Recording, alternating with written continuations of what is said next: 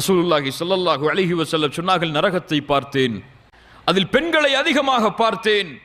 அவர்கள் மறுப்பாளர்களாக இருந்தார்கள், மறுப்பாளர்களாக இருந்த காரணத்தால் ரசூலுல்லாஹ்விடத்தில் கேட்டார்கள் சஹாபாக்கள், யக்ஃபுர்ன பில்லாஹ், அல்லாஹ்வை மறுத்த காரணத்தால் அவர்கள் நரகத்தில் இருந்தாங்களா அவ்வளவு அதிகமா?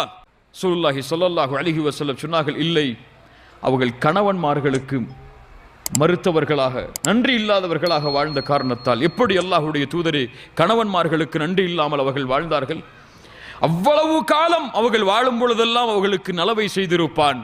ஆனால் ஏதாவது ஒரு காரியம் நடந்திருக்கும். அப்போது அந்த பெண் சொல்வாள், மா ரஅய்து மின்க கைரன் கத்து. பல பேர் கேட்டிருக்கலாம் இந்த வார்த்தையை, உங்கள்கிட்ட இருந்து எதுவுமே எனக்கு கிடைக்கலன்றா.